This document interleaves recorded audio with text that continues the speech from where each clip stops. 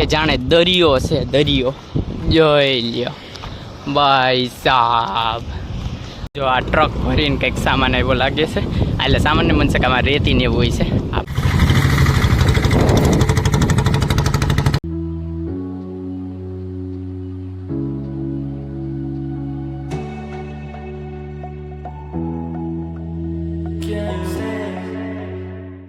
નમસ્કાર દર્શકો, કેમ છો બધા? મજામાં? આશા કરું છું બધા મજામાં જશો. આજે વ્લોગની શરૂઆત કરી દીધી છે 30/10/2025 મારા જન્મદિવસના દિવસે, અને છીએ ક્યાં? કૃષ્ણાશ્રમ. જો આ કંઈક કૃષ્ણાશ્રમ છે. દ્વારકા જવામાં હવે ખાલી કાલનો દિવસ, કાલ તો અમે દ્વારકાધીશના દર્શન કરી લેવું. ભાઈ જો આજ બર્થડે છે, જન્મદિવસ, અને કાલ દ્વારકાધીશના દર્શન થઈ જશે. બહુ મસ્ત આ બર્થડે જશે. ઓલી વખતે શરૂઆતનો પહેલો દિવસ હતો અને જન્મદિવસ હતો અને સંઘનો પહેલો દિવસ હતો. છેલ્લા દિવસથી અગાઉ એક દિવસ આવી ગયો અને બર્થડે સંઘમાં બહુ મજા આવશે. અને અત્યારે કૃષ્ણાશ્રમ મેં કીધું એમ પહોંચી ગયા છીએ અને વાગી ગયા છે 6ની ઉપર અને ચાલતા થઈ ગયા હતા સવારના 4 વાગ્યાના. કાલનો આશ્રમ જે હતો બતાવવાનો રહી ગયો. એમાં એવું હતું, બહુ થાકી ગયા હતા ને પછી સૂઈ ગયા હતા, એટલે કહેવાનું રહી ગયું. બાકી ઊંચાઈ ઉપર આશ્રમ છે એટલે નીચેના બધી જગ્યા દેખાય છે અમને, અને પવન ચક્યું ને બધું બહુ મસ્ત છે. જગ્યાએ બહુ મસ્ત છે. અને અમે કેમ ચાલીને દ્વારકા આવ્યા એમ આ બધા માણસો જો આ લોકો સાયકલ લઈને, નાના છોકરાઓ બધા ગોંડલથી સાયકલ લઈને દ્વારકા આવ્યા છે. અને દ્વારકા એમને દર્શન કરી લીધા અને હવે રિટર્ન થાય છે. અમે તો શું કે હાલીને પછી વયા જાહું વાહનમાં બોટાદ, અને એ લોકો પાસે સાયકલ છે. સાયકલ લઈને આવ્યા અને જાહે સાયકલ લઈને ગોંડલ. કે છે 23 તારીખના નીકળાશે, એટલે 8 દિવસ થઈ ગયા. અને જો એ બધા સાયકલ લઈને છે. છોકરાઓ નાના છોકરાઓ છે, 2 જણા જેમની એરે મોટા છે. તો અહીંથી નજારો તમે જોઈ લો, કેવો મસ્ત એ સુંદર, અતિ સુંદર એમ. તો કૃષ્ણાશ્રમના મંદિરમાં આપણે આવતા રહ્યા છો. મહાદેવનું મંદિર છે. હર હર મહાદેવ. દર્શન કરી લો બધાય. નંદી મહારાજને. અને આ સાઈડ મંદિર કોનું છે? જો રાધા કૃષ્ણ દેવનું મંદિર, દ્વારકાધીશજી અને રાધાજી. તો જુઓ ખોડિયારમાંનું પણ અહીંયા મૂર્તિ છે મસ્તની. તો અમારો જે સંઘ છે આ એ રીતે રોહિશાળાથી નીકળો છે, જે ખોડિયારમાંનું જન્મસ્થળ છે ત્યાંથી. અને અહીંયા પણ ખોડિયારમાંનું મંદિર છે, મહાદેવનું મંદિર છે, રાધા કૃષ્ણજીનું મંદિર છે. ચકલીઓનો અવાજ ખાલી સાંભળો તમે. તો અહીંયા બધે જો ગાયો હોતન છે, જો અસલ ગીર ગાયું આ બધી. જો કેવી બાકી દેખાય.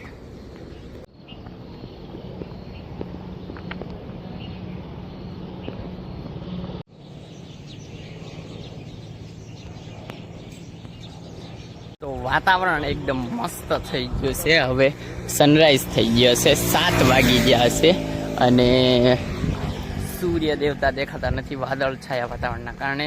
તમે કુંજડા જો, કુંજડા ઉડે છે. કેમેરામાં કેપ્ચર નથી થતા પણ આંખે દેખાય છે. હજી નજીકથી જો એ કંઈ ઝુંડ જાય ને તો બતાવો. તો મેં કીધું તું જો ક્લોઝથી બતાવીશ. જો કુંજડાની ઝુંડ જાય છે, કેવડું મોટું લાઈન. તો પાછળ જોવો અમારા ટ્રેક્ટર આવે છે બંને, તો હું તમને બતાવું. જો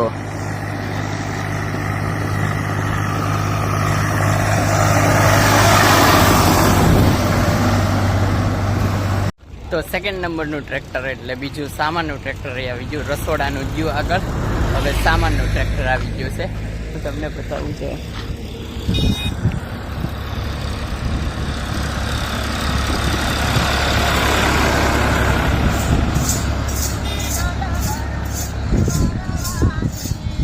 જોવો દ્વારકાનું બોર્ડ આપી ગયું, નાનું એવું પાટ્યું, જેમાં લખેલું છે દ્વારકા.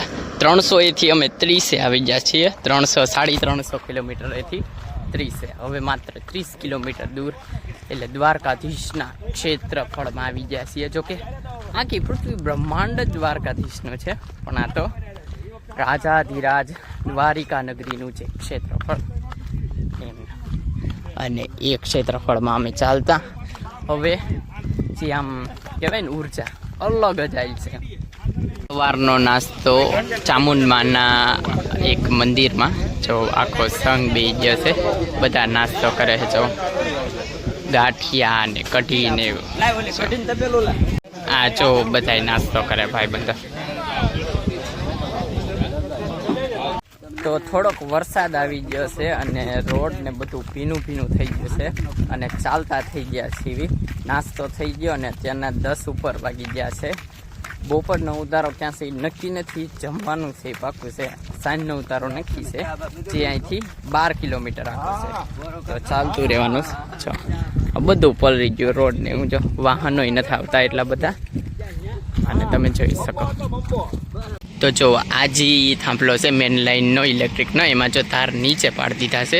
એનું કારણ છે કે અહીં એક વિન્ડ મિલ ફિટ થવાનું હોય છે, એટલે એના પાખ્યા અધર એટલા હોય કે તારને અડી જાય, એટલે એ તાર પહેલેથી હેઠા બેહાડી દીધા.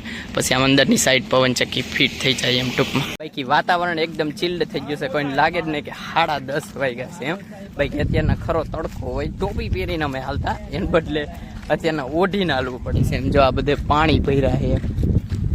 આ જે ઓરિજિનલ પથ્થર છે, જે આ બધા પીળા પથ્થર, એનાથી વંડી કરેલી છે ફરતી ફરતી, અને મસ્ત માહોલ મસ્ત. તો એક રણજીતપુર નામનું ગામ આવ્યું છે ને એટલી શાંતિ છે જો ગામમાં. અહીંથી શરૂઆત છે અને આ ટાઈપનું જો ખાલી એક વચ્ચે એક રોડ છે, બાકી કાંઈ નહીં, એકદમ શાંતિ એમ. થોડા ઘણા વાહન નીકળે અને વાતાવરણ એવું જે આ ગામને એકદમ મસ્ત બનાવે, એકદમ પ્રોપર ગામડું કે ને છે ને એ. તો પવનના કારણે વાળ થોડાક અસ્તવ્યસ્ત થઈ ગયા, પણ જગ્યા જેવી છે. અત્યારના અમે રણજીતપુર પછી ગુરુગઢ નામનું ગામ વૈતા, અને ગુરુગઢ અને હવે આગળ આવશે ચરકલા. એની વચ્ચે જે આ વિસ્તાર આવે છે ઓપી એવી છે, ઓપી એમ, કે જ્યાંથી દ્વારકા નગરીનો આખો ભાગ જ અલગ છે, જે ગુજરાતથી તે અને આમ અલગ જ તે ટૂંકમાં. એટલે વચ્ચે આખો બેટ આવે ટૂંકમાં, આને ખારો પાટ કહેવાય એક જાતનો, જેમાં બધું જેટલું પાણી ભર્યું છે બધું ખારું દરિયાનું પાણી. અને ત્યારબાદ જ્યારે ઉનાળો આવે બધું પાણી સુકાઈ જાય અને એમાંથી મીઠું બને. તો આ વિસ્તાર જોઈ શકો છો. આ બધે મીઠું બનાવવામાં પ્લોટ પાડેલા હોય અલગ અલગ. તો આ જે બોર્ડર દેખાય છે ને, જો આ દેખાય ને, આ બધી બોર્ડર એ અલગ અલગ પ્લોટની બોર્ડર છે આ બધી, જેની ઉપર વાહન ચાલી શકે, એટલે મેન્ટેનન્સ માટે અથવા મીઠું કલેક્ટ કરવા માટે. અને બોર્ડર એક કે અલગ અલગ પ્લોટને અલગ અલગ સીમા હોય એ પ્રમાણે. બાકી આવી રીતના વચ્ચે પાણી પડ્યું હોય. આ જો પુલ બનાવેલો છે અને બે સાઈડ પાણી છે. જો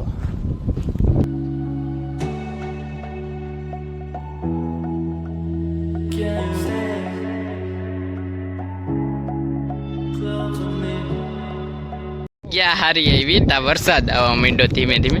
આ બાજુ જો વાહનો આવે છે એનું ધ્યાન રાખવું પડશે રોડ ક્રોસ કરવા. પક્ષી હોય જો નકરા કુંજડા છે અને બગલા છે, અને જો નીચે પાણી છે. બે હાથે ફોન પકડી રાખવો પડે છે, પાણી બાણીમાં પડી ગયો એટલે લોસો થાય. જો વાહનની બધા બેઠા જાઓ, ફોટા ને વિડીયો ઉતારે.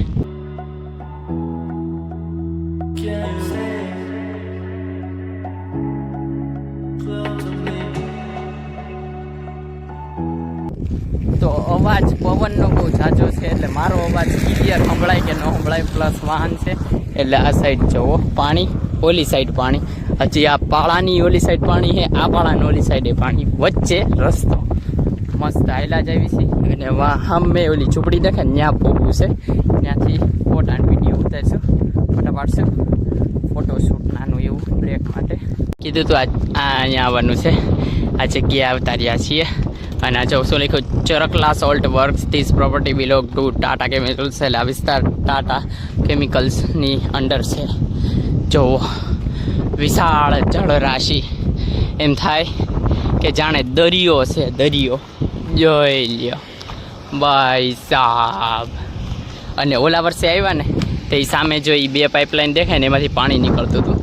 આ વખતે નથી નીકળતું. જો આ ટ્રક ભરીને કંઈક સામાન આવ્યો લાગે છે. એટલે સામાન્ય મનસે કે આમાં રેતી ને એવું હોય છે, આ પાડું ઊંચી કરવા કે એવું. જો એટલે આ રેતી જ છે, જો ઉપર સફેદ સફેદ દેખાય. જો એટલે ભાઈ વિસ્તાર એક નંબર ભાઈ. અને રસ્તો જોવા અનલિમિટેડ, એમ થાય કે આયલો જ જાય છે બે બાજુ, એવો રસ્તો હું એકદમ વચ્ચો વૈસાયેલો જાઉં છું, કાંઈ વાહનની બીક જ નહીં, કારણ કે કોક અમુક વાહન નીકળે છે. અને અત્યારના વાગ્યા કેટલા ખબર, સમયની વાત કરું તો જો 12:30 ઉપર થઈ ગયો છે, કોઈને લાગે જ નહીં. એનું કારણ એવું છે વાદળ છાયું વાતાવરણ, ભલા માણા, બીજું તો હું ત્યાં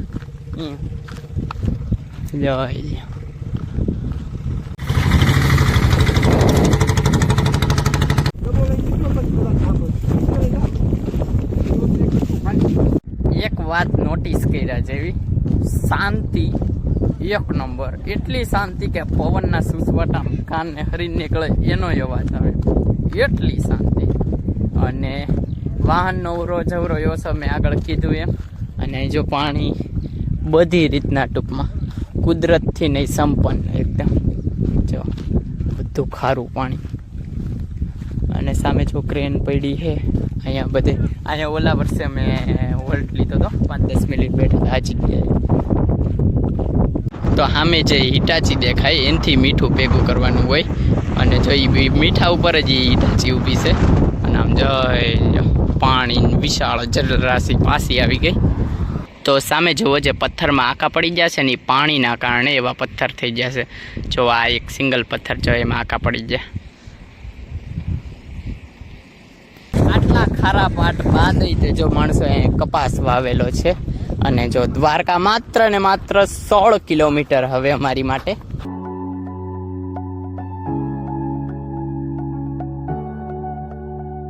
તો વાગી ગયા છે 6 અને ઉતારે પોગી ગયા હતા 1:30 વાગ્યાનો. આ ઉતારો છે દ્વારકેશ સેવા કેમ્પ.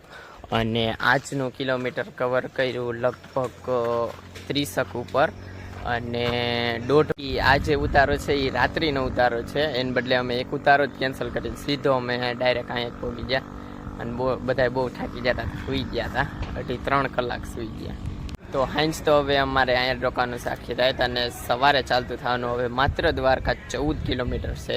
અને કૃષ્ણ ભગવાનને ક્ષેત્રફળમાં એન્ટર થઈ ગયા. હવે કાલ સવારે છેલ્લો દિવસ અને દ્વારકા પહોંચી જશું. એ બ્લોગ મિસ ન કરતા. તો હવે આ બ્લોગને અહીંયા એન્ડ કરી દેવી. જો તમને આ બ્લોગ ગમ્યો તો લાઈક કરજો, શેર કરજો અને મારી ચેનલને સબસ્ક્રાઈબ કરજો. તો મળીએ આગળના બ્લોગમાં, ત્યાં સુધી બાય. અને હા, ખાવાનું પીવાનું મજા નહીં લાય. બાય.